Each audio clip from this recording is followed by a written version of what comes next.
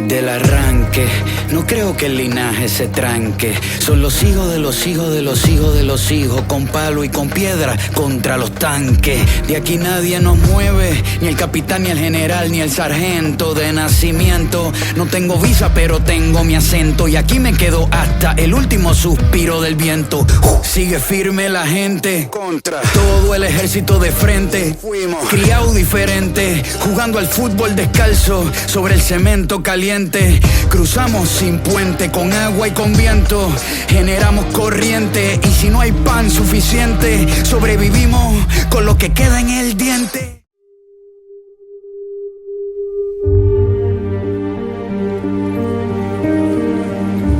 People from the outside countries, they can see other than the fact that we live in constant wars, and it bothers me so much. They only see the side they want to see. They should look deeper.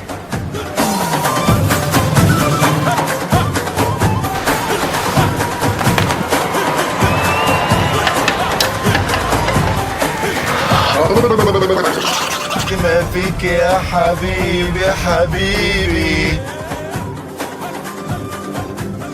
هنا أكثر من 2 مليون بني آدم عايشين على أرض غزة على مساحة 25 ميل في 7.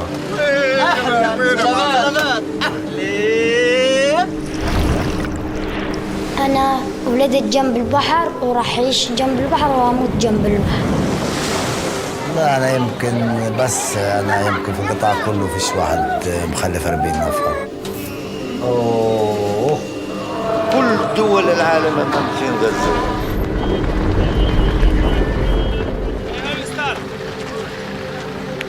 إني أنا كنت بحاسب نفسي ليش أنا أسمح لأولادي إنه يعيشوا 3 حروب.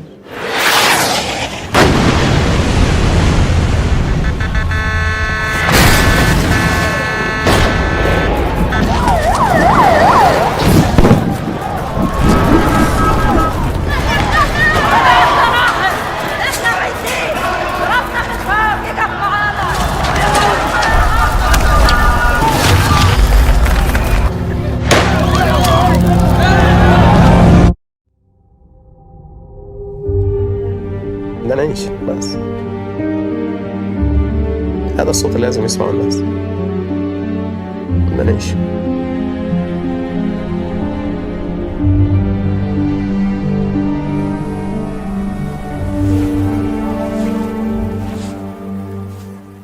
Do Rio ao Mar, Palestina Livre Já, é o nome do ciclo de Cine Debates que estamos começando aqui na Casa de Vidro, nesse mês de junho.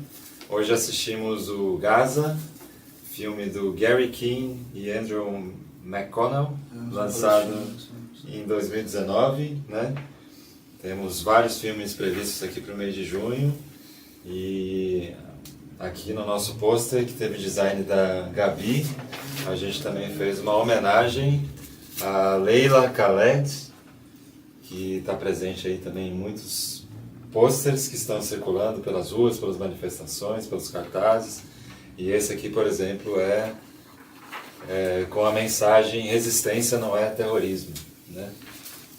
Então, estamos aqui também para prestar nossa solidariedade às vidas palestinas, prestar nosso luto, né, pelas mortes palestinas, e expressar também nossa indignação, nossa preocupação, nossa rebeldia, né, diante do que acontece em Gaza desde outubro de 2023, e estamos aqui em junho de 2024 e 40 mil pessoas já perderam as suas vidas, né, violentamente massacradas pela ocupação israelense. Milhares estão perdidas debaixo dos escombros, né, 15 mil crianças e adolescentes, né, sofreram a pior de todas as tragédias, né, que é perder cedo a sua própria vida, o seu próprio direito a viver.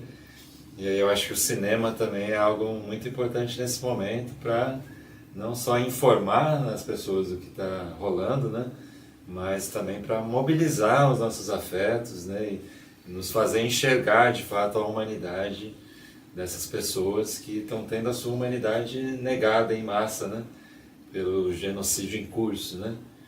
Então, vamos começar nosso papo um pouco, talvez falando sobre o que vocês pensam sobre resistência e terrorismo, né, no território de Gaza atualmente, e como esse filme e outros que a gente já assistiu nos informam, nos comovem e nos arrastam à ação também, né, política, social. Então, falem um pouco aí sobre essa experiência também de estar aqui debatendo Palestina nesse momento tão trágico, né, tão tenso. A gente fez logo no ano passado, né, logo que teve o 7 de outubro, nós fizemos aqui na Casa de Vidro alguns debates, né, até o Dias estava presente, e desde então a gente está sempre nesse meio, né? O Eduardo tem sempre postado no site da casa, no YouTube, fez vários documentários em Amsterdã, na Europa em geral, sobre os protestos. E eu acho que esse é um momento singular, né? O que vem acontecendo na Palestina é histórico, né? A ofensiva atual é só mais uma ofensiva. Então, e o que a gente vê hoje é a mobilização, né? O que antes a gente não via tanto. Essa questão da mobilização popular, nesse momento, está sendo muito novo, né? Porque a questão palestina ela se estende desde a criação do Estado de Israel, né? Então, são mais de 70 anos de ocupação, de invasão de terras, de assassinato, de roubo, enfim, né? Uma série de atrocidades que o Estado de Israel comete desde a sua criação. Porque, desde o princípio, o Estado de Israel não respeitou o acordo da ONU, né? Então, eles entram ali, eles criam um Estado e no segundo dia eles já começam a invadir a terra palestina. E antes não se via, né, a opinião pública mudar tanto a favor do povo palestino, né? Que aí a gente entra na questão da violência também, que é a violência do oprimido, que a violência do oprimido é sempre uma violência que é vista com maus olhos pela sociedade, pela mídia principalmente, né, que impõe isso à sociedade. Então o que a gente vê desde sempre os palestinos são terroristas, Israel, coitadinho, está tentando manter seu território ali, aquele povo que historicamente foi oprimido e agora conseguiu ter um Estado e está sofrendo ataques terroristas. Então hoje a gente vê também o poder das redes sociais de contrapor a essa narrativa hegemônica, né? Então os próprios palestinos estão lá diariamente documentando o que está acontecendo no território deles e vários jornalistas, inclusive vários jornalistas perderam a vida cobrindo essa ofensiva israelense ao território palestino. E a gente tem que continuar, né, nesse debate, manter o debate sempre aceso, sempre vivo, não parar de falar sobre a Palestina, não parar de falar que o Estado de Israel é um Estado terrorista, que é uma ocupação ilegal de um território que não é deles. Então, assim, é nosso dever também, né, manter esse debate, continuar falando e não deixar que seja esquecido, né? Não deixar que o Estado de Israel imponha o seu domínio ideológico. Sim. Camarada Renato, conte um pouco aí como é que você tem sentido, a partir das informações que te chegam e das opiniões que você acessa, não só o que ocorre no território de Gaza, mas isso que a Gabi mencionou, né, de uma onda global de manifestações, não só de solidariedade teórica, né, ou ética, mas de ação direta nas ruas, protestos, né, que estão rolando mundo afora enquanto a gente fala, né? Bom, primeiro eu acho que eu justamente faço um balanço que está muito ligado ao nome da nossa mostra, né, que é do rio ao mar. Que, se você pega do ponto de vista literal, né, do rio ao mar, ele é uma ideia que traz a imagem da totalidade, né? Porque você é do interior, né, do rio ao mar, né, e o mar como esse grande todo, que está inclusive retratado no filme, né, do Gary Kane e do Andrew McConnell, né, que é o Gaza, feito em 2019, que é um filme irlandês, né, pelo visto, a produtora é irlandesa e faz esse filme lá na faixa de Gaza, Então, eu acho que, de alguma maneira, a questão nacional palestina, ela traz, nesse horizonte do nacionalismo, ele traz essa ideia da nação como a totalidade da vida humana, né? E aí no documentário Gaza 2019 a gente vê diversos aspectos da vida e todos giram em torno da nacionalidade, né? Da questão nacional palestina. E o conflito é aquilo que impede, né? Tem até uns dos personagens que falam que eles estão com o freio de mão puxado, né? Que eles não podem sair do lugar, porque eles não conseguem formar o seu Estado Nacional. E aí essa ideia do rio ao mar me remete a isso, né? Que é a faixa territorial.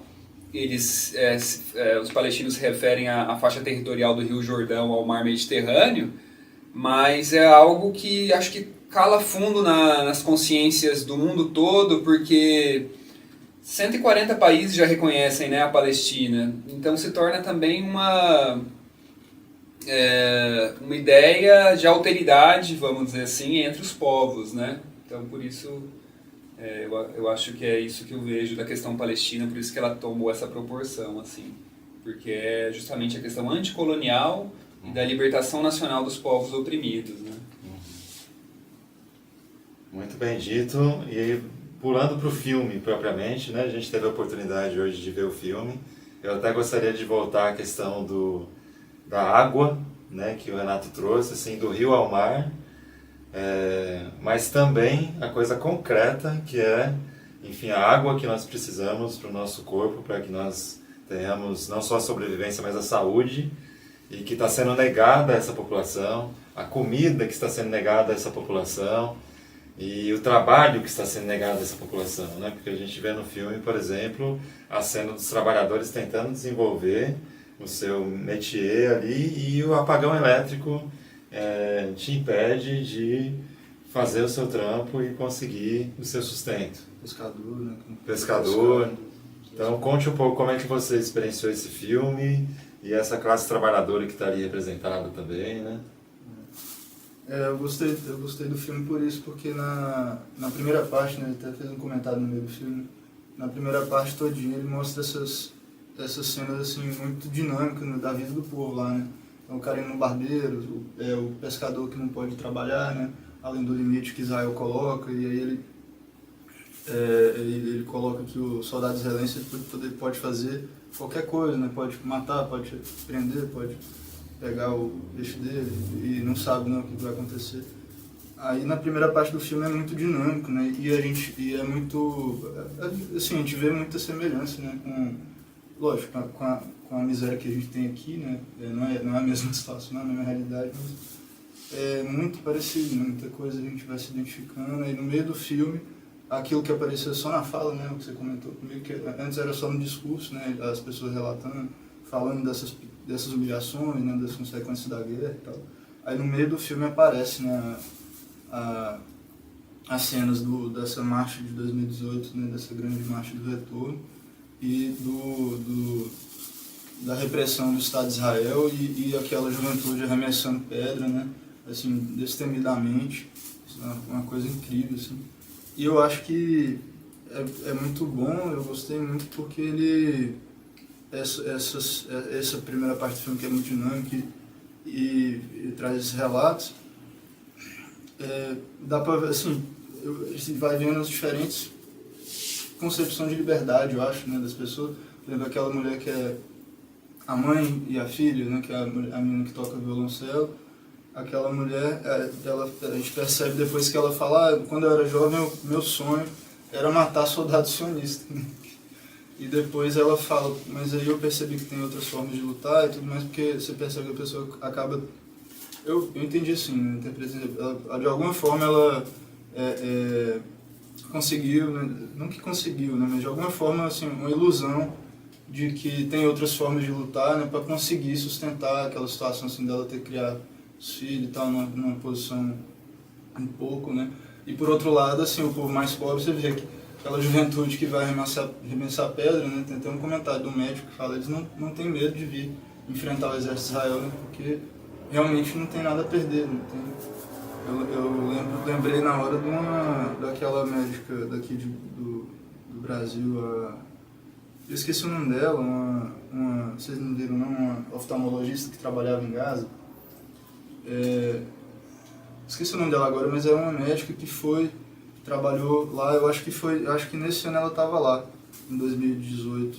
E aí ela conta que trabalhava no hospital que não tinha nenhuma condição de fazer nada, assim, as condições mais precárias, não tinha nada por causa do bloqueio, né? E aí ela diz que toda sexta-feira, ela contando que toda sexta-feira os jovens iam lá arremessar pedra, né? Correndo o risco, tendo a certeza que, né, os soldados israelenses iam atirar.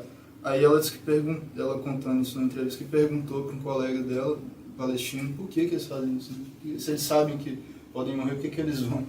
Aí o cara fala, ela disse que o colega respondeu assim, eles não tem mais nada a perder, isso aqui é uma prisão a céu aberto e tal. Eu achei que o filme mostrou isso muito claramente. E só para dizer assim, sobre resistência, né, eu acho que essas cenas da juventude arremessando pedra lá com a funda, aparece o Hamas, aparece a Frente Popular de Libertação da Palestina, né, aparece o Hamas. Eu acho que ali também mostra que eles, assim, na rua, a céu aberto, né, sem ter que se esconder, mostra que a Gaza, essa situação é uma base de apoio dessas forças, né, da resistência. Né, apesar de comentários que até aparecem no filme, né, por causa do Hamas, o mundo, como se a culpa do não apoio à Palestina no mundo fosse por causa do Hamas, né? Mas aí você vê aquela outra cena, o povo indo na rua, assim, apoiar, né, a libertação, comemorar a libertação do preso político, que voltou. E hoje, só para terminar assim, hoje fica claro, né, por causa do Hamas o povo está na Palestina, por causa do que foi feito lá em outubro, 7 de outubro. Valeu. Não, acho que você mencionou um episódio histórico muito interessante que nesse filme está destacado, que é essa grande marcha do retorno de 2018 e que se conecta com a Nakba de 48 também, né? Porque o que é esse retorno que eles pretendem realizar, senão a retomada das terras, né, de onde eles foram expulsos pela grande catástrofe de 48, né? Todo esse processo de instituição do Estado sionista, né, vai causar uma catástrofe que ainda está em curso, digamos assim, né? Tanto que alguns estão dizendo ou que é uma Nakba 2.0 ou que é uma Nakba sem fim, assim, uma Nakba de 76 anos, uma espécie de catástrofe contínua, assim, que agora chega numa culminância, né? E aí a gente, quando, por exemplo, no debate hoje em dia se fala do 7 de outubro, né? Na mídia ocidental, qual que é o discurso padrão? Ocorreu um atentado terrorista e o Hamas cometeu muitas atrocidades e decapitou bebês, né? E foi estragar a festa dos ravers, né? Esse discurso assim de demonização também do Hamas, e que descontextualiza a história, né? Ou seja, que não leva em consideração, por exemplo, os eventos da Grande Marcha de Retorno, quando você tem um movimento cívico, né, acho que muitos grupos, inclusive que não são de luta armada, grupos da sociedade civil organizada, né, todos os tipos de partidos políticos, reunidos num movimento que me parece até mesmo pacífico, né? A Marcha de Grande Retorno não tinha caráter de uma insurreição. Parecia com aquilo que Mandela, né, e Martin Luther King, Gandhi propunham, em certo sentido, de ir até a fronteira e falar, não, nós vamos passar, né? E é claro que com essa repressão brutal na fronteira, né, com a morte dos manifestantes, né, com as bombas de gás lacrimogêneo, com milhares de feridos, surge cada vez mais um ímpeto insurrecional, né? Então, eu acabo de ver um vídeo da Judith Butler, da filósofa, né, que ela fala, não, nós deveríamos chamar o 7 de outubro de uma ação insurrecional de um grupo armado, né, não um ato terrorista exatamente, e a partir daí a gente debate qual que é a nossa opinião sobre uma ação insurrecional de um povo ocupado, oprimido e vivendo sob catástrofe contínua, né? Então acho que esse filme traz muito essa marcha do Grande Retorno como um episódio chave na preparação, digamos assim, como prenúncio dessa guerra que estoura a partir de 7 de outubro. Você tem essa percepção também ou você colocaria diferente? Não, acho que é perfeito, sim. Eu entendo o Hamas dessa forma, né, como um grupo insurrecional, um grupo nacionalista em última instância, mas no marco do pan-islamismo, né, que o pan-arabismo ele não atendeu às demandas, vamos dizer ali, dos povos, né, do chamado Oriente Médio, que é o oeste da Ásia, porque o pan-arabismo acabou sendo cooptado pelo liberalismo, né? Então a gente vê justamente a falência do nacionalismo, como na América Latina também. O nacionalismo ele acaba sendo cooptado por forças de extrema direita, no caso do bolsonarismo aqui, e aí o pan-islamismo ele surge lá como uma resposta, né? Um fundamentalismo muitas vezes, né? Nesse pior sentido do termo, mas também uma força que vem da religião, talvez num sentido positivo do fundamentalismo, né? Que a gente pode dizer que é buscar os fundamentos ou uma radicalidade religiosa, vamos dizer assim, que une aqueles povos, né? Então o povo do Iêmen, o povo da Síria, né? Que também passou por uma guerra civil de caráter imperialista e injerencista, né? Porque é o que acontece na Venezuela, invasão, aqui no Brasil golpe de Estado, né? Que é o chamado também autoritarismo líquido, né? Que se instala de maneira furtiva, né? E promove um golpe de Estado sem que o grosso da população se dê conta disso, né? De alguma maneira.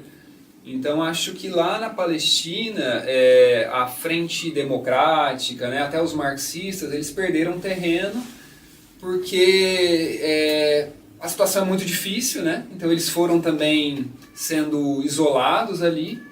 E aí o Islã traz uma coisa do martírio, né? Muito forte, que coloca esses militantes na luta, né? Em uma luta de vida ou morte. Então quando você diz que é incrível a disposição daqueles jovens ali em jogar pedras, né? Na marcha do retorno, ali está um destemor que é algo assim, que é um apelo metafísico, né? A guerra, porque se você não luta, você morre escravizado. Então acho que é também algo que a gente precisa aprender com a luta dos povos, né? Essa intransigência, essa radicalidade, né, que o povo palestino tem e que o Hamas representa. Mas também no documentário a gente vê que é um movimento político que é obrigado a viver na clandestinidade em partes, porque você vê que tem militantes que estão armados, estão encapuzados, enquanto os líderes políticos, eles aparecem, né? Eles aparecem justamente para fazer aquela política, mas é necessário uma ala clandestina, né? Então a gente vê que o Hamas não é uma coisa... Brigadas Al-Qassam. As Brigadas Al-Qassam, né? E tem também o partido político, que é algo aberto, que tem suas bases enraizadas, que venceu eleições, como também é dito no documentário, né? Venceu eleições livres. E acho muito curioso que sejam irlandeses, né? Que é um povo que passou também pelo colonialismo britânico, que resistiu e que é solidário, né, ao povo palestino. Tem uma irmandade muito grande entre esses povos e isso é um ponto muito positivo, certamente que deu uma base na produção desse documentário, né? Inclusive, quando a Irlanda declarou o reconhecimento do Estado junto com a Espanha e tal, da Noruega, da Palestina, né? Da Palestina, desculpa. Aí teve um comentário, deve ter rolado muito comentário assim, de que isso que você falou, né, que os irlandeses também travaram a luta anticolonial e tal. Aí alguém falou assim de coisa de cinema, né? Quando fazem filme como é o nome daquele filme do Mel Gibson? Coração de Leão? Coração Valente? Coração Valente, aí eu pensei nisso também ano passado, quando mostra o Mel Gibson arrancando a cabeça de um... No caso ele é da Escócia, né, aquele filme. Mas assim, quando mostra um escocês, William Wallace, arrancando a cabeça, dando uma machadada num colonizador, todo mundo, nossa, acho incrível, né? Agora quando eles vão lá e fazem isso na realidade, né, que é uma coisa assim, a arte tá... Aquilo ali é coisas que a nossa geração, pelo menos acho que, pelo menos quem estava mais desatento, não via, né? Não viu até outubro do ano passado, né? Uma coisa que era impensável, assim, nível de heroísmo, assim, de isso que você falou de sacrifício, né? Então, enfim, desculpa. Uma coisa no filme que também achei interessante e queria ver o que vocês pensaram, assim, que a gente colocou do rio ao mar, né? Palestina livre já. E muitas vezes esse no momento, é um slogan polêmico. Por exemplo, na Alemanha, né, nos Estados Unidos, na Inglaterra, se você é um intelectual público, um radialista, um artista, e você utiliza esse slogan, você pode ser considerado um antissemita, ou você pode ser censurado pelos algoritmos do Vale do Silício. Enfim, tem toda uma neura em relação a essa reivindicação de liberdade que o povo palestino faz do Rio Jordão ao Mar Mediterrâneo, né? E eu acho que esse é um sintoma também de um debate público que está assim, empobrecido, assim, né? E aí acho que o cinema ele vai te abrir uma janela, por exemplo, para ver a vida concreta do povo, né?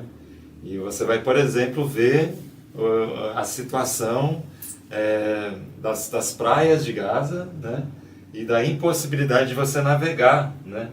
Você foi despossuído do seu mar, assim, sabe? Você se aventurar alguns metros ali da costa, vai vir um barco ou um drone israelense e vai bombardear o seu pequeno barco, assim. E eles ali tentando pescar, né? Dizendo assim, nossos peixes são importantíssimos para a nossa nutrição.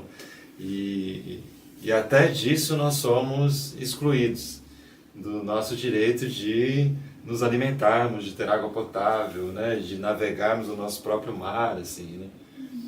Então eu acho que uma coisa muito foda do cinema é isso, né? Ele te entrega essa concretude, a câmera que esteve nesse território, né? Mostrando a vida concreta dessas pessoas, né? Que chegam a nós um pouco enquanto estatísticas, enquanto números e tal, né? Sim. Mas eu queria que vocês falassem um pouco da situação das águas no filme. Eu acho que o filme ele também tem uma cinematografia muito impressionante, né? E traz imagens assim deslumbrantes das praias e do mar de Gaza, mas mostra a política invadindo nesse território, né? Onde você tem uma população despossuída do seu direito de tudo, inclusive de navegar ali, né? O filme começa com uma imagem bem bonita, né, das crianças em cima daquele barquinho lá improvisado, e a água subindo e descendo, né, uma cena bem poética até. E a questão da água, do mar, do oceano também na Palestina é muito curiosa, né, porque muitas vezes o mar é uma saída, mas na Palestina não é, né, porque até o mar é proibido para os palestinos, então existe uma faixa até onde eles podem ir, e qualquer avanço após essa faixa pode significar a morte para eles, né? Então, pensar essa proibição e como esse slogan do rio ao mar também, ele é importante, e não só metaforicamente, né? Mas literalmente também. Porque o que se diz muito, né, que entre o rio e o mar existe o Estado de Israel, então você está sendo antissemita por dizer que Palestina é livre do rio ao mar, mas o Estado de Israel nada mais é do que terra palestina roubada. Então, a gente tem até esse debate polêmico, né, de solução de 2 estados ou não. Mas eu particularmente defendo que não existe solução de 2 estados, que ou é 2 Palestinas ou é uma Palestina só. Israel e Palestina não vai dar certo, né? Porque não tem dado certo. Porque a base do Estado de Israel é o racismo. O sionismo ele tem como base o racismo daquele povo, daquela ideologia. Então, se você pega qualquer texto dos sionistas lá no começo, quando estava se fundando ainda o movimento sionista, pensando que lugar seria o Estado de Israel, um Estado para os judeus, e desde o princípio os fundadores do sionismo já diziam em seus textos: os árabes são povos bárbaros que só servem para trabalhar. Então, assim, escravidão, né, que acaba sendo, até hoje, a forma como eles tratam os árabes. Então, seus territórios, o que ainda resta de território dito palestino, não tem conexão, né, entre um território e outro, porque Israel controla esses entrepostos. Então, uma pessoa que quer sair de Gaza e ir para a Cisjordânia, ela não pode, porque ela não tem liberdade nem dentro do território que seria o território palestino que resta, né? Que na verdade a gente pode dizer que não resta nada de território propriamente palestino, porque Israel tomou conta de tudo, Israel está em todos os lugares ali. Então eu acho que a gente tem sim que defender que a Palestina deve ser livre do rio ao mar, da evolução do território palestino para o povo palestino. Eu diria que me remete também à questão, a água me remete à questão da guerra demográfica que rola, né? Porque ali um dos personagens, o garoto, ele quer ser capitão, né? Ele quer levar os primos para pescar, e logo no começo ele fala que gosta muito de ter uma família grande, e o pai dele acho que tem 20 filhos, outro senhor tem 40 filhos, né? E se orgulha de ser um dos pais mais cheio de filhos, né? De Gaza. E eu acho que da forma como Israel, enquanto Estado colonial, ele está ali justamente para impor uma hegemonia, né? E essa hegemonia passa pela demografia também, pelo número de israelenses que vão estar ali para legitimar aquele Estado, que é um Estado, como disse a Gabi, né, etnocêntrico, racista, né, supremacista. Ele tenta controlar, expulsar, né, e promover o genocídio, né, nesse sentido de exterminar as mulheres, as crianças, né. Então são alvos prioritários do exército israelense, né, as mulheres e as crianças, justamente por essa guerra demográfica. E aí a gente vê que os palestinos também têm uma forma de resistência que é demográfica, né? Que é ter muitos filhos. Só que no lugar de ser uma demografia do colonizador, é a demografia do colonizado que está resistindo. E aí eu lembro que no primeiro Cine Debate que a gente fez aqui, né, lá no Sextou com o Cine Clube, né, em abril, se não me engano, a gente começou com Bacurau, e aí a gente foi debater justamente a questão da violência do oprimido, né? E aí a gente vê que o fato dos palestinos serem muitos, eles têm uma alegria muito grande de estar ali, né? E o povo de Gaza é um povo de mente aberta, porque também aquela situação os coloca numa abertura muito grande, num pedido de socorro, né? E numa humildade, também numa delicadeza maior, assim, né? Uma situação que os leva, por exemplo, as crianças estão na rua ouvindo rap, né? Tem um personagem que levou vários tiros do exército israelense, e o soldado israelense pergunta para ele se ele consegue se levantar depois de dar 3 tiros nas pernas dele, assim, nas costas, inclusive. E aí depois ele ainda leva outro tiro no peito, quando ele fala que não consegue se levantar. E aí a gente observa as crianças ouvindo rap de uma maneira mais livre, né? Que talvez numa cidade brasileira você não teria crianças no meio da rua interagindo com outras pessoas, mas é porque aquele estado de conflito ali deixa todo mundo mais unido também. Observo isso também, né? Aquelas crianças andando juntas. E eu fico imaginando, né? Como politicamente vai progredir a vida daquelas crianças ali. Porque naquele momento elas estão andando juntos como irmãos e primos, mas o que eles querem ser ali naquele coletivo, né? Como é que eles vão se organizando? E a gente percebe que, de fato, essas crianças estão propensas a entrar num grupo de resistência armada, porque é a única possibilidade de sobrevivência delas, né? Eu acho que, sim, depois eu falo da água, mas eu acho que sobre isso que você falou também, eu acredito que eu entendo como toda a expressão, né, que a gente vê do povo palestino, as expressões de alegria, de heroísmo, de coragem, corresponde ao oposto, na contradição, né, do povo, da nação, do povo palestino e da nação deles contra a ocupação, por ser uma situação, uma contradição, né, muito agudizada, né, toda contradição tem polos opostos, né, então naquela situação, né, da luta do povo oprimido contra o opressor, a opressão é gigantesca, né? A gente vê a crueldade do sionismo enorme, né? Então é uma ideologia racista, né? Já colocaram isso. Então, corresponde, né, no outro polo da contradição, né, desse povo, como você falou, né, das crianças, essa união, né, a criança não é só de uma família, né, todo o povo.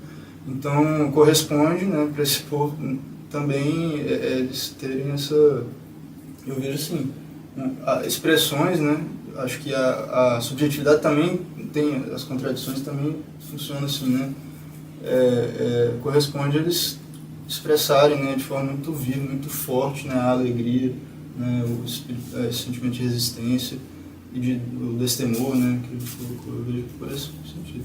E aí, só antes da questão da água, eu acho que também o marxismo também explica, né, isso que a gente falou antes da resistência, o fato do Hamas, um grupo islâmico, né, porque tem aquela slogan, né, que a gente, acho que no pôster da Leila Khaled está escrito, né, onde há opressão há resistência, né.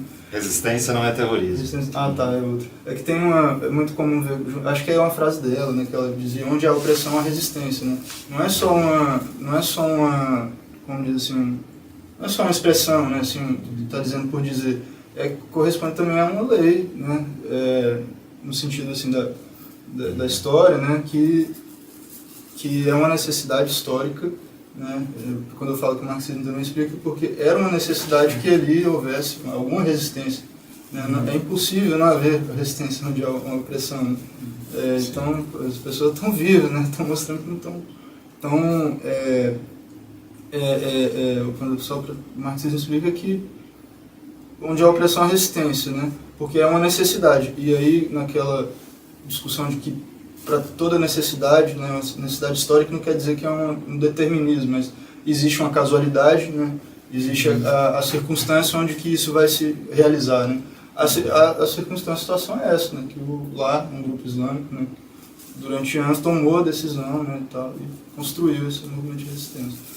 E é justo, né, sobre a água, eu só lembro o que eu sei é que o Estado de Israel, ele usurpa muito, né, a água, desde muitos anos, né, desvia a água do Rio Jordão, né, e em Gaza tem esse impedimento, né, a gente aqui está passando pela discussão de privatizar a costa brasileira, lá eles têm uma ocupação que impede, né, de acessar a própria mar, enfim. Inclusive a gente tem muita notícia de bombardeios que são realizados nos territórios palestinos, também nas tecnologias que eles têm para dessalinizar a água, né? Porque eles têm as tecnologias também para fazer um usufruto do mar de Gaza. E aí uma das crueldades do regime sionista também é vamos bombardear para que eles morram de sede, né? Vamos assim, se a gente não mata diretamente, a gente bombardeia uma estrutura física que não vai sair nos jornais que nós matamos 15 pessoas no bombardeio, mas que você causa a sede de, enfim, são 2.300.000 pessoas no território, sabe? E ainda sobre o filme, acho que é interessante a gente falar sobre o impacto de certas cenas que são repletas de escombros, assim, né? São cenas que me impressionaram muito. Eu tenho estudado, digamos, o cinema distópico, né? Que muitas vezes os filmes de ficção científica de teor catastrofista, eles mostram imagens, sim, de um mundo destruído, devastado, degradado e tudo mais. Mas essas são imagens do real, sabe? E elas me parecem cada vez mais imagens muito mais distópicas do que as imagens da ficção científica catastrofista, dos filmes de desastre e tudo mais. E essas são imagens relativamente antigas, digamos, né? Elas são de 2018, 2019, a gente está aqui em 2024. E a quantidade de escombros em Gaza parece que aumentou. Então, a minha expectativa é que os próximos documentários sobre Gaza venham muito mais cheios de escombros do que esse, né? Esse me pareceu quase que um filme mais leve em relação ao que você assiste na Al Jazeera hoje, né? Então, não sei se vocês tiveram essa impressão, mas eu visitei hoje o site da Al Jazeera. Eles trazem 6 informações interessantes sobre o dano causado pela ofensiva genocida em Gaza, né? 60% das residências foram danificadas, 80% dos comércios, né, danificados, 267 lugares de devoção, ou espaços religiosos, ou mesquitas, danificados, 83% da água, dos poços de água não estão operacionais. 86% das escolas danificadas. E apenas 14 hospitais funcionando parcialmente, de 35 que Gaza tinha no seu território, né? Ou seja, é a distopia de você tornar um território inabitável, você impedir as pessoas de acessarem água, comida, eletricidade, né? Existe algo mais distópico no planeta hoje, né, do que Gaza? E tem gente que reclama quando compara com o nazismo, né? Na verdade é um holocausto no sentido metafórico, né? Que eles tanto gostam de trazer, mas é vamos dizer, um sacrifício sem propósito, né? O único propósito é o próprio sacrifício, né? Então não tem nada de sagrado nisso, muito pelo contrário, né? É crime de guerra e vai ser cobrado, né? Acho que o mundo está cobrando e espero que o mais breve possível Israel deixe de existir, né? Aí é bom lembrar que essa destruição ela não é de agora também, né? Destruir casas, destruir infraestrutura faz parte da política do Estado colonial de Israel, né? Então, no meio da pandemia, a gente assistiu o que ocorreu, por exemplo, acho que Sheikh Jarrah, o nome do bairro, do vilarejo lá, né? Que as casas foram demolidas, as pessoas foram acordadas no meio da noite, falou, sai, e que eu vou demolir sua casa. Então isso é uma política do Estado de Israel que não é de agora também, né? E também esse não é o único exemplo.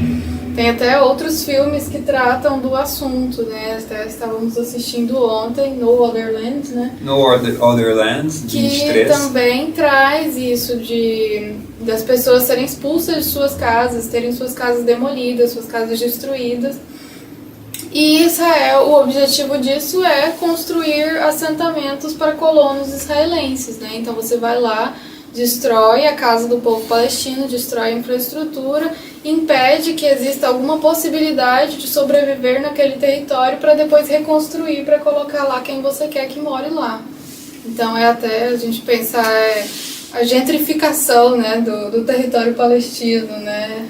E o branqueamento, porque muito se diz, mas o povo judeu tem direito àquele território, mas são judeus convertidos na Europa Oriental, maior parte. Então por isso você vê sair um palestino de pele escura para entrar um israelense de pele clara. Então isso é muito claro, segue o padrão da supremacia branca, né? Então Israel, na verdade, é um Estado europeu que usa de um mito religioso, né, para roubar terras de um povo que é considerado inferior, né, e tal. Inclusive até a questão do semitismo, né, está em debate, porque os palestinos são semitas, mas existem vários judeus que não são semitas, né. Vocês mencionaram um lance muito interessante também, já te concedo a palavra novamente, né? Mas esse Israel deveria deixar de existir. O que me interessa saber mais é o como. Qual que é o caminho para isso, né?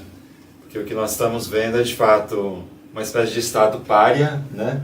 Que desrespeita todas as leis internacionais, a começar pelos direitos humanos universais, mas também por tudo que a Corte Suprema da ONU, né, demande. Que é um Estado que abusa do poder de maneira grotesca, né, com seus bombardeios, com essa força militar gigantesca, né? Então, como seria possível vencer o poderio, não apenas do Estado de Israel, mas de tudo que o sustenta, né? Que é os Estados Unidos, a Europa, a OTAN, né? Enfim, todo esse grande, digamos, monstro imperial ocidental está por trás. existe algum caminho trilhável para que no futuro próximo Israel deixe de existir? Eu acho que a gente pode trazer esse contraponto do povo de Israel e do povo palestino. Que, por exemplo, a gente tem visto muito israelenses fugindo do país, né? Então, por causa dos ataques e tal, a gente vê aeroportos lotados e tal. Enquanto o povo palestino tá ali e fala, eu não vou sair. No Otherland. Eles dizem, a conexão do povo palestino com a terra, ela é muito forte. Então a gente vê muito isso de nós vamos ficar até o fim, que vem do povo palestino. Enquanto os israelenses, eles não pertencem àquele lugar, né? Então assim, não tem essa conexão da terra com a pessoa. Então é muito fácil para os israelenses, vou embora, aqui tá muito ruim, tá tendo ataque terrorista, eu vou embora. Então assim, eu acho que isso é um ponto para a gente pensar, mas a questão de como o Estado de Israel deixaria de existir é uma questão que a gente tem que trabalhar profundamente, né? Pensar em detalhes, mas eu acho que realmente devolver a terra e dar aquele território para o povo palestino, que vai eleger um governo, que vai criar suas leis e, assim, se tiver alguém que era israelense e quer continuar lá, vai continuar lá sob a legislação palestina, sobre as regras daquele Estado que é um Estado palestino. Quem quiser ir embora, vai embora. Quem quiser ficar, vai ficar seguindo as regras daquele Estado palestino. Eu acho que essa seria uma possibilidade, né? Mas também não pensei profundamente sobre isso para dizer.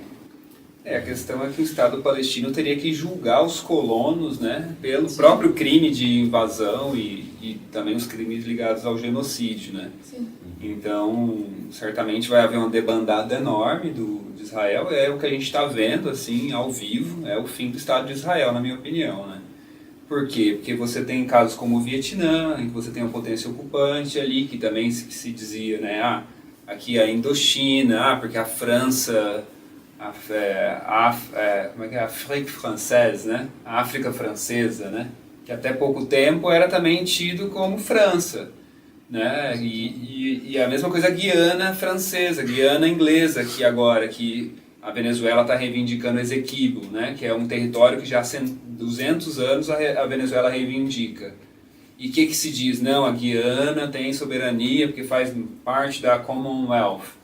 Entendeu? Sempre o colonizador vai dizer que, inclusive o Macron queria fazer parte da cúpula da Amazônia, que dizia que a França era um país amazônico. Entendeu? Então esse é o padrão do colonizador. É se dizer parte daquele território que não pertence. E como é que esses impérios coloniais foram sendo vencidos, superados historicamente? Através de uma guerra popular, né? E a gente pode até usar o termo maoísta do guerra popular prolongada. E é o que, inclusive, no filme No Other Lands, que a gente até queria, né, a gente recomenda e eventualmente passa aqui, que vem um jornalista israelense, um documentário, né, que venceu o melhor documentário em Berlim agora, uma semana atrás, né, foi a premiação. E aí o jornalista israelense, ele meio que está eufórico, né, com aquela situação. E o rapaz palestino que está ali trabalhando junto, né, denunciando, entende que ele, como israelense, ele é contra a ocupação e tal. Ele fala, olha, calma, você não vai resolver essa ocupação da noite para o dia. Já são décadas dessa situação. Mas são décadas que agora tem uma crise mais aguda.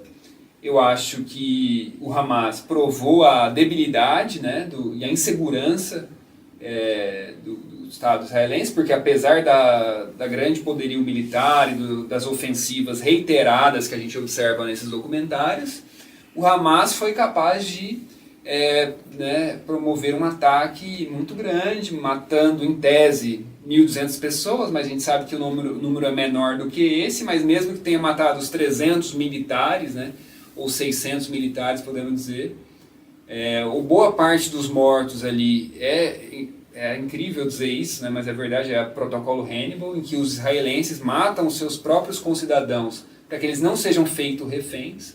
que justamente quando você tem reféns, gera uma crise internacional e interna também, das famílias que querem os seus entes, né, seus familiares resgatados, e isso gera pressão sobre o Estado. Então Israel prefere matar porque coloca a culpa, né, nessa operação de falsa bandeira, de operação encoberta, que o mundo inteiro sabe que o Mossad, o Serviço Secreto Israelense, é o mais preparado do mundo, né, e que vende essa tecnologia prioritariamente para o Brasil, para a polícia brasileira oprimir as favelas brasileiras, que são faixas de Gaza aqui, né?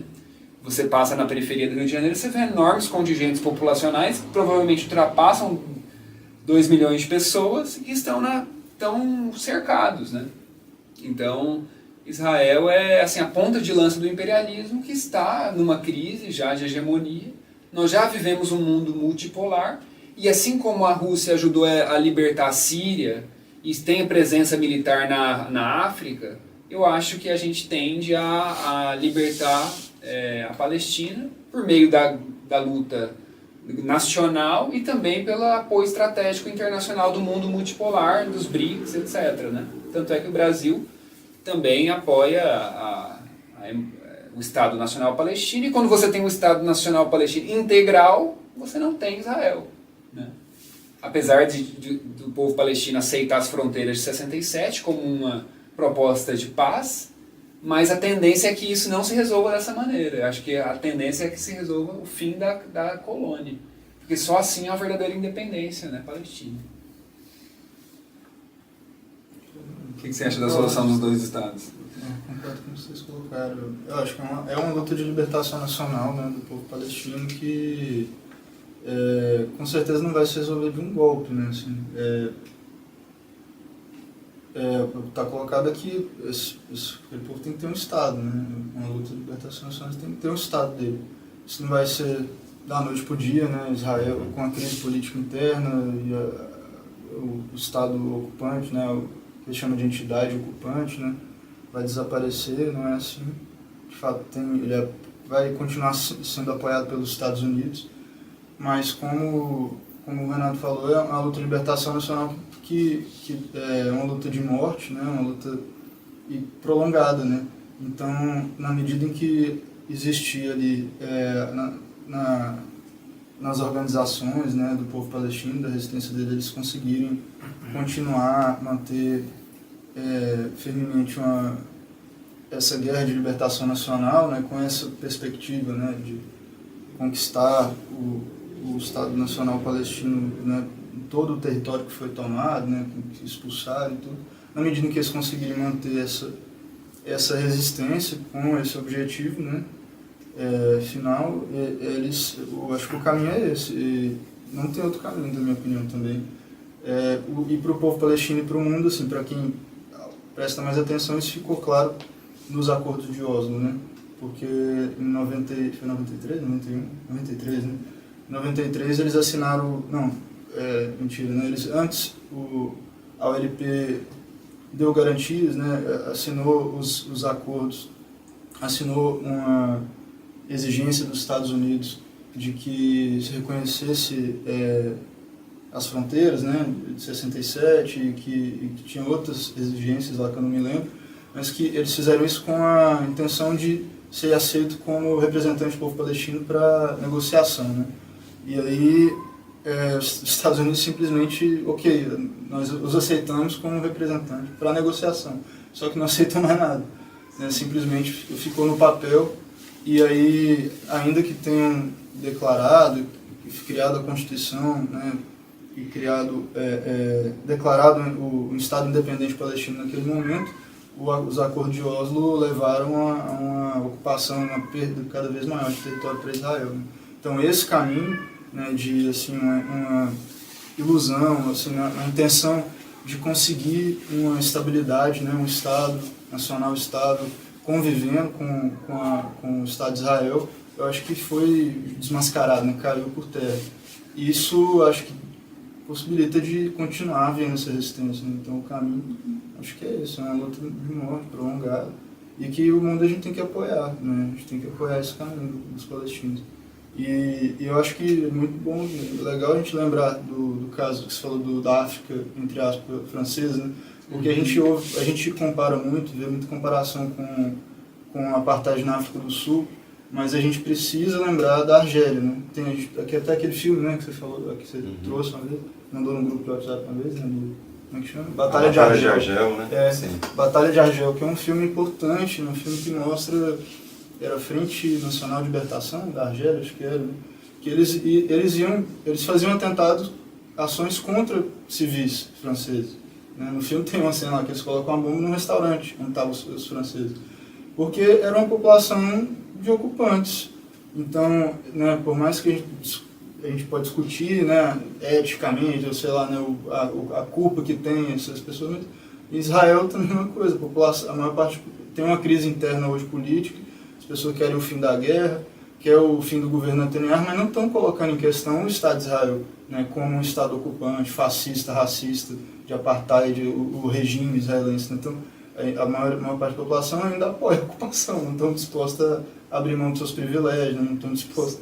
Então, é uma luta contra o Estado e, em certa medida também, como você falou, contra uma parte dessa população que está lá, né? Os que quiserem defender, da mesma forma na Revolução, né? Na luta de classe também, os que quiserem manter seus privilégios, né? Seu poder, continuar explorando o povo, vão ter que se submeter a um Estado que, aí sim, um poder que representa a liberdade para todo mundo, né? Que todo mundo possa viver em paz e tal. Enfim, o que você falou da questão da luta de classes, acho que no filme Gaza, né, nesse documentário Gaza 2019, é interessante porque tem a moça que toca violoncelo, ela tem uma condição melhor, né? Você vê que ela tá no desfile de moda, a mãe já morou em outros países, aí depois ela vai dizer que a violência não resolve as coisas, né? E aí eu fico pensando, tipo, toda a questão nacional tem uma questão de classe embutida também. E eu fico imaginando como vai ser, né, quando a gente tiver um Estado, e nós, marxistas, né, nós somos tão ambiciosos que nós queremos criar um Estado da Palestina para depois promover a luta de classe, né? Tipo assim, é que nem na Síria também, né, os marxistas apoiaram o governo Assad, mas de modo crítico, né, aquele apoio crítico que a gente tem, assim. Porque eu acho que na Palestina vai haver, de fato, essa coisa. Tem gente que tem seus privilégios ali, mesmo sendo um palestino, né? Muito mais ainda é o israelense, que sempre vai ter toda a segurança, etc. Mas eu acho interessante, assim, porque também a gente não pode cair na metafísica do nacionalismo, né? Como se o ser palestino tivesse uma essência, né? Porque também a gente vai cair nesses mesmos padrões chauvinistas de Israel, que é o etno-estado, né? Então acho que a questão palestina não é étnica, e isso mostra que o nacionalismo, mesmo dentro desse quadro do pan-islamismo, você ainda tem a força da nação, né? Que está para além desses parâmetros étnicos raciais, né? Que é a questão nacional ali no oeste da Ásia. E que eu vejo muito nessa linha de evolução da Revolução Francesa, né? E como, por exemplo, o Fidel tem a frase de que pátria é humanidade. Então, para o nosso quadro histórica, a questão nacional é aquela que garante os direitos mínimos, né? Os direitos básicos, acesso à água, acesso à educação, à saúde, a uma comunidade nacional, né, próspera e progressista, né? Eu vejo nesse quadro, assim, mas acho que ainda tem uma questão de classe ali que o filme traz de maneira ainda incipiente, mas que vai ser o próximo passo, né, da questão palestina. Assim. Eu acho que um outro tema também, talvez o último que eu colocaria aqui para a gente debater, e que, não sei, não tem sido muito debatido, mas me interessa demais, assim, que seria o otimismo e o pessimismo, digamos assim. Porque algumas coisas eu adoraria que fossem aquilo para o que estamos nos encaminhando, por exemplo, a libertação, né? Mas muitas vezes eu tenho dificuldade de não ser pessimista diante de um cenário de escalada da guerra, de fato, né? Porque é claro que está no nosso horizonte do desejável Assim, sendo otimistas, um dia a Palestina se libertará. Mas aí o pessimista em mim coloca a outra opção, que é uma escalada do conflito levando a catástrofes ampliadas. Assim. Eu acho que é isso um pouco que é tão aflitivo no que está acontecendo. Porque eu vejo esse filme que ele foi publicado em 2019, né?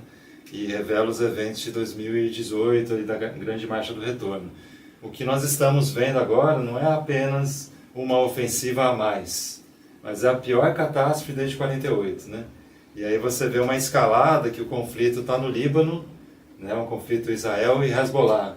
Ele está no Iêmen, é um conflito Israel e os Houthis. Ele está no Irã, porque Israel bombardeia Damasco e mata um monte de altas autoridades iranianas.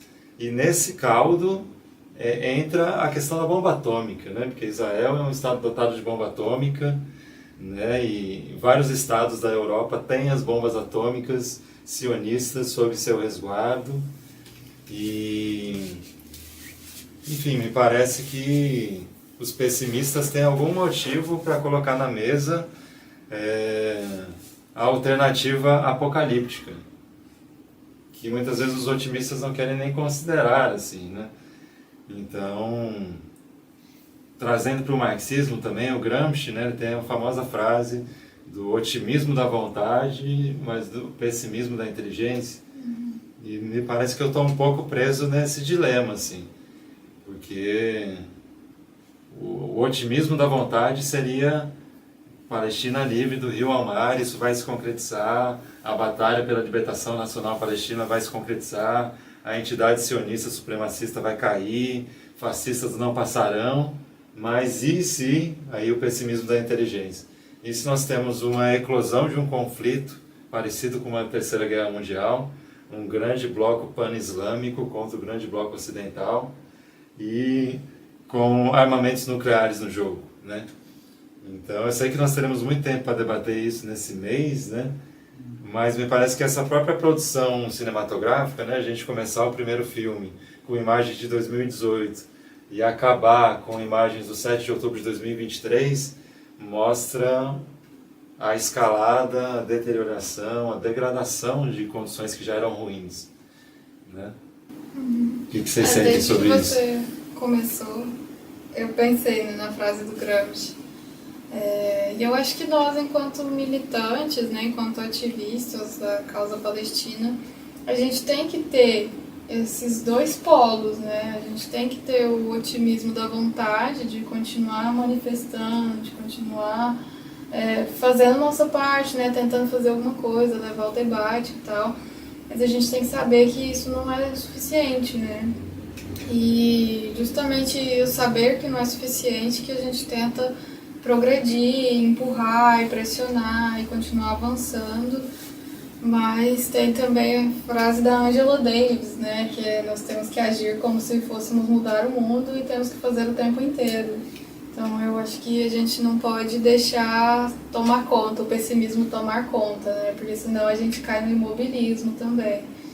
E eu acho que isso também tem muito a ver com um manifesto, que não lembro se foi escrito pela FEPAL, recentemente publicado nas redes sociais, em que eles falam que o mundo precisa deter o Estado de Israel da mesma forma como detiveram o nazismo, né? A partir de um exército, a partir de uma força armada e da união, né?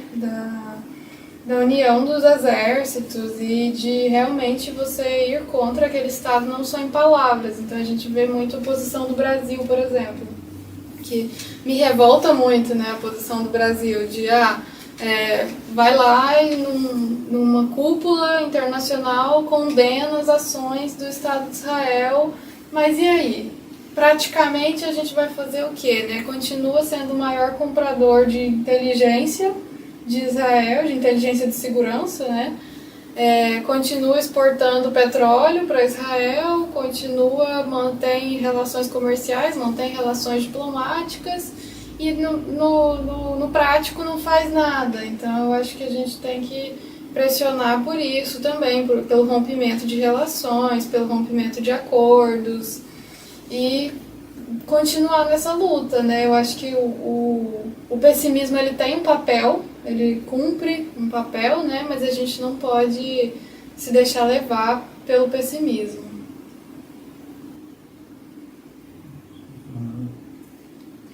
Eu acho que o otimismo e o pessimismo são interpretações que a gente dá, né, do movimento da realidade. Né? Então, por mais que apareça essa... Você falou dos filmes, né, que aparece que de 2018 para cá o genocídio de Israel contra os palestinos tem aumentado. Na verdade, eu vou começar falando de outra coisa que eu lembrei. Eu lembrei de um texto, tem um intelectual lá, não lembro o nome dele agora, mas que é ligado à FPLP, que é um marxista. E aí tem um texto da FPLP dos anos 80, né, que ele fala esse negócio dos pan-islamistas, não sei o quê. E aí tem uma parte que ele fala assim, que existia uma luta lá entre os palestinos entre uma visão que só olhava para a situação internacional e que tentava se guiar somente pelas tendências da situação internacional, de o que seria possível fazer nas condições que eram dadas, e outra, que é o marxismo, né, baseado no marxismo, que é revolucionária, que entendia, via o movimento da realidade, né, a longo prazo, e entendia, via a possibilidade da ação de dentro do povo palestino e como que eles podiam intervir nessa situação política internacional lá de dentro. E eu acho que, apesar dessa diferença, né, de 2018 para cá, hoje de ver 40 mil mortos, né, enfim, não precisa, apesar disso, a gente precisa ver essa tendência, né, do movimento da realidade, que o que eu acho é que tem colocado aqui o Estado de Israel, embora tenha matado, destruído tudo por lá, né, ele vem sendo derrotado militarmente e politicamente. Né, o governo Netanyahu derrotado politicamente e militarmente vem sofrendo derrotas, né, tentando esconder os números de baixas.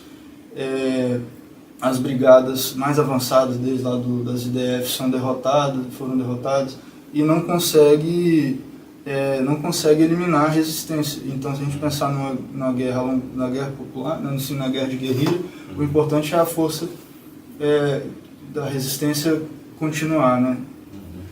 E eles têm feito isso, têm comprovado isso, porque naquelas áreas que Israel declara que toma controle, eles vão lá e aparecem, destroem os tanques, né, semana retrasada, capturaram não sei quanto, acho que 14, né, soldados israelenses. Então, acho que isso lá dentro tem acontecido, isso mostrado. A tendência, até agora, eles têm mantido a iniciativa, né, que numa guerra desse tipo, eu acho que isso é importante para a gente, né, pensar assim, otimismo, pessimismo, a gente prestar atenção se as propostas de cessar-fogo que aparecem, elas servem à resistência, servem ao povo palestino, né, para eles se fortalecerem, ou se servem a um acordo desse de conciliação para enfraquecer, né. E aí, até agora, o que tem acontecido é que os acordos de cessar-fogo foram para fortalecer, né, o povo palestino. E fora, eu tenho a impressão que essa situação de tensão externa tem favorecido também a resistência palestina, assim, tem enfraquecido o Estado de Israel, né, o Hezbollah atacando Israel, os Houthis interditando lá, né, o Mar Vermelho qual que é o Mar de Baixo, lá do Sul. Enfim, a passagem aquela passagem lá dos mares, e o Irã cumprindo esse papel assim, diplomático, e também mais recentemente com aquele ataque e resposta, né, atacando militarmente Israel também. Eu acho que a gente tem que ver também que os Estados Unidos eles não têm interesse na deflagração na deflagração da guerra ali, porque até hoje eles têm pedido para Netanyahu pisar no freio, né? Isso tem um fator interno, né, eleitoral, né, para ele não aparecer como apoiador do genocídio, mas também pelo interesse lá na região, né, de que não se... nesse momento eles estão ocupados com Taiwan, na China, então eu acho que a tendência é favorável até agora à libertação do povo palestino. Eu acho que todo o império, quando ele abre duas frentes de guerra, ele tende a ser derrotado, né? Então, como tem a Ucrânia e tem a Palestina e ainda ensaiam uma pressão sobre Taiwan, mas na verdade acho que eles já estão sobrecarregados, né? Com esses dois conflitos, assim. Então, acho que os Estados Unidos está passando por uma grave crise interna, né? E é uma tendência que vem pelo menos desde os anos 2000, assim, de degradação do império, né? E aí, em relação à Palestina, eu acho que o povo palestino ele vai já tem um amplo reconhecimento diplomático, mais essa capacidade de luta, né, que gera uma comoção internacional. Então, acho que tudo isso é uma tendência. E também, se você pensa geoeconomicamente, a demografia, você tem 2 bilhões de muçulmanos e 9 milhões de israelenses, né? Então, como é que você mantém isso? Então, vamos dizer assim, isso dá um otimismo, né, que é tendencial, vamos dizer assim, né? Então, aquilo, nós temos uma tendência, nós observamos a conjuntura. A bomba atômica pode mudar radicalmente essa tendência, né, que é religiosa, é demográfica? Pode, mas outras potências que apoiam a Palestina também têm bomba atômica, né? E a gente sabe que o caráter dissuasório da bomba atômica, ela não deve ser utilizada, porque no momento em que ela for disparada, a outra bomba Israel pode desaparecer do mapa, inclusive junto com pode ser uma catástrofe, sim, mas eu acho que a tendência é que essas armas não sejam usadas, né? Mesmo as chamadas armas nucleares táticas, que os Estados Unidos permitiram que fossem usadas, tal, em tese eles dizem, ela vai entrar dentro do chão, vai destruir o subsolo, né? Uma coisa assim, uma loucura, porque gera radiação da mesma maneira, né? O risco dessas bombas estourarem é muito grande, mas elas também não foram usadas ainda. E eu acho que, na verdade, é uma questão não islâmica, né? Como você disse antes, não é uma questão islâmica, é uma questão euroasiana, né? Porque o Império Atlanticista, né, que tem sua base fundamental, pelo menos 80% do seu poderio de capital, é a financiarização estadunidense, né, que gera essa máquina de guerra, que é a interface da destruição como método do capital, né, de destruir e reconstruir. Então você vai lá, faz uma guerra no Iraque, depois leva as petroleiras para ir lá, além de extrair e roubar o petróleo, você ainda vai levar as construtoras para reconstruir o Iraque e levar a democracia, né? Então o colonialismo, ele tem o imperialismo tem essa necessidade de exportar capitais. Como é que você faz isso? Através da guerra e depois da colonização, né? Só que se os Estados Unidos têm o maior exército do mundo, com 2 milhões de recrutas, você tem também as Forças Armadas da Organização da Cooperação de Xangai, que tem 1 milhão de soldados na Eurásia, assim, se você junta as tropas dos diferentes países, disponibilizando aquela tropa. 1 milhão de... Então, são forças que vão se equiparando, né? E se você olha, por exemplo, o avanço tecnológico do exército russo é superior ao estadunidense.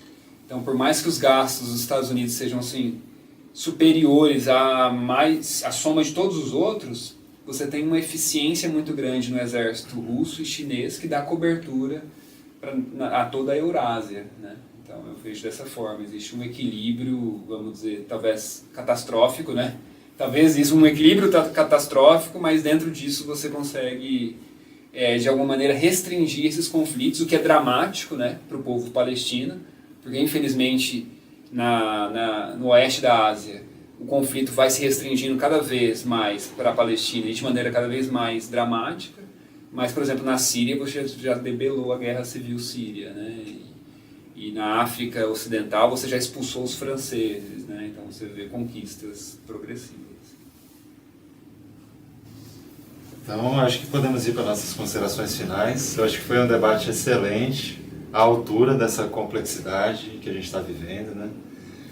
Então, eu vou passar a palavra para vocês fazerem as considerações finais. E dizer que também esse filme me impactou bastante, e o que ficou, acho que de mais forte realmente, assim, da projeção, acho que foram as imagens do mar, assim, das praias de Gaza, e E algumas frases, né, das pessoas ali com essa proibição, né, de navegar, de pescar, né, de viver, de ter energia elétrica, de ter água e tal. E você vê esse anseio intenso, como diz um personagem, né, nós esperamos que o futuro seja melhor e que o mar seja nosso novamente, né? Então tem um ímpeto ali de lidar com esse sofrimento trágico, terrível, mas nessa labuta realmente incansável por esse futuro melhor, onde você vai poder navegar sem ser bombardeado, né? Enfim. Então acho que é um filme que tem uma cinematografia muito impressionante, né? As imagens que o filme nos entrega de Gaza são uma espécie de visita que você faz àquele território, né?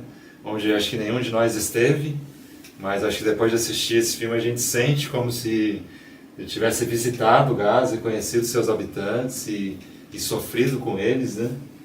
E acho que do ponto de vista jornalístico, histórico, documentarístico, ele tem uma importância grande, sobretudo na crônica da Marcha do Grande Retorno, né?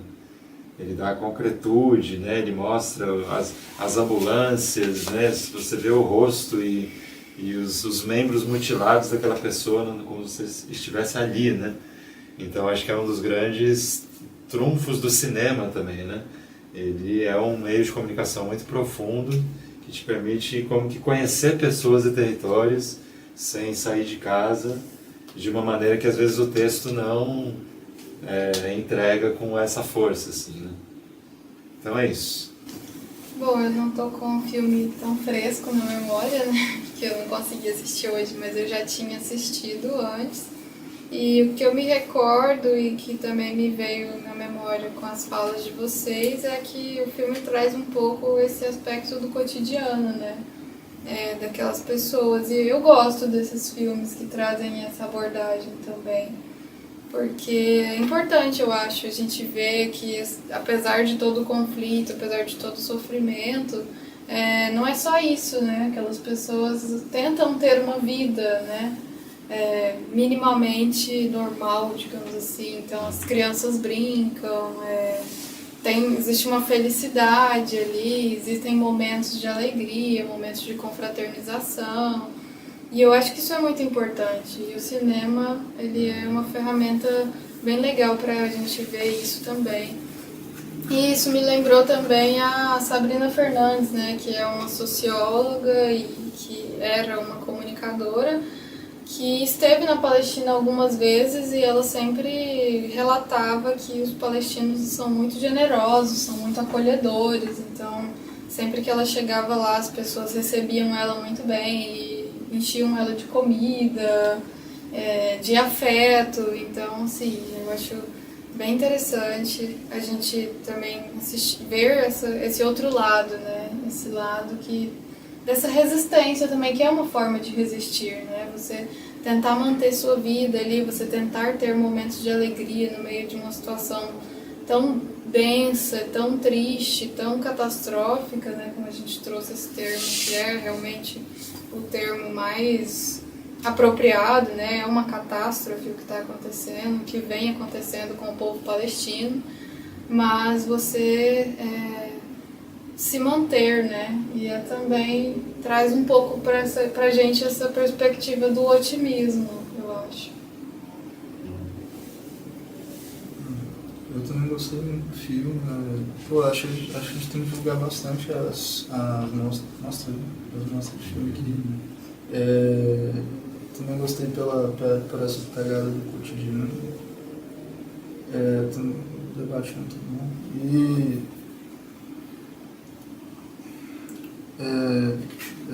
coisa da água, né? Isso também tem isso com o mar. Eu fui ver o mar algumas vezes, ele tem essa coisa aqui no Brasil, que mora no litoral, abençoado, né? E porque realmente esse contato com a vastidão, com a liberdade, essa ideia de contato ali com o infinito, né, do horizonte, acho que ela fala isso no filme. É legal mesmo você ter buscado isso aí. E é isso, eu acho que é muito ruim ficar vendo essas imagens no Instagram, a gente fica muito tempo vendo essas cenas repetidas de massacre, mas eu acho que o aspecto dominante da contradição, o aspecto principal, assim. Acho que a ideia que o espírito tem que ser esse da perseverança, né? Da gente levar isso pra galera, assim, pros estudantes, assim, todo mundo, essa ideia de... Que, assim, é complicado discutir otimismo nesse cenário, mas, assim, essa ideia de luta, de, né, solidariedade, essa coisa, assim, enfim... Perseverança, eu acho que é a palavra. Eu achei excelente, né? Acho que o grande mérito assim das mostras é justamente essa curadoria de filmes, que a gente viu aí umas dezenas de filmes sobre a Palestina no último ano. E aí esse realmente Gaza 2019 é um documentário excelente, com uma filmatografia, uma fotografia excelente, né? Os recursos também narrativos, porque mostra as pessoas falando sobre a própria vida de uma maneira muito elevada, muito consciente, mostrando que o povo palestino está vivo, que o povo quer viver, né? E que também é algo, tem a frase aqui no Brasil que a juventude quer viver, e lá no documentário tem uma hora que ele fala, nós queremos viver, né? E isso eu notei, assim, e um povo que quer viver, né? Ele é um povo que possui o futuro, assim, Isso aí a gente vê em outros exemplos, né? Não é só uma projeção de vontade, não é voluntarismo, é o que a gente vê dos povos que se emanciparam, que hoje florescem, né? Como o povo do Vietnã, o povo da Coreia Popular. Por mais que tenha, né, divergências em relação a cada uma dessas experiências, o povo cubano, né? Que também tem a frase cubana, que é este povo disse basta e se ha colocado a caminhar, né? Que está lá nas ruas de Havana. Então acho que o povo palestino é esse povo, né, que está caminhando numa luta muito cruenta, mas que traz exemplos de bravura e de humanidade aí que são universais. E aí na semana que vem, dia 9, nós teremos uma ficção excelente, eu recomendo muito, e aí eu faço questão de ajudar, especialmente na divulgação, que é O Que Resta do Tempo, do Elias Suleiman, 2009. É um filme excelente que talvez faça um resumão dessa experiência de modo ficcionalizado, mas é um filme autobiográfico, né? Em que o diretor conta a história da infância dele, e depois chega a atuar, inclusive, no final do filme, e que conta mais ou menos o que é ser uma criança, um jovem estudante na Palestina ocupada, e eu recomendo muito. Massa demais, então, camaradas, essa foi a primeira sessão da nossa mostra, e aqui, então, Resistência Não é Terrorismo, e aguardamos vocês nas próximas sessões, sempre aos domingos, aqui na Casa de Vidro, e venham estar conosco debatendo e se solidarizando com essa pauta urgente, necessária, na qual precisamos perseverar demais, que é do Rio ao Mar, Palestina livre já. Las heridas son los nuevos tatuajes, aguantamos pa' que llegue el mensaje, hijos del coraje, hasta que al mar muerto se le suba el oleaje. Damos la vida por estos paisajes, por los atardeceres salvajes, por el juego de luz espontáneo que se refleja en el Mediterráneo, y lo defendemos a pecho y espada, con el pañuelo en la cara. El invasor es un puerco, la clara, porque aunque yo levante las manos dispara, pero resistimos con poca agua, como los árboles de olivo vivimos, y en nuestros hombros cargamos con todos los escombros. Bajo los escombros están los festejos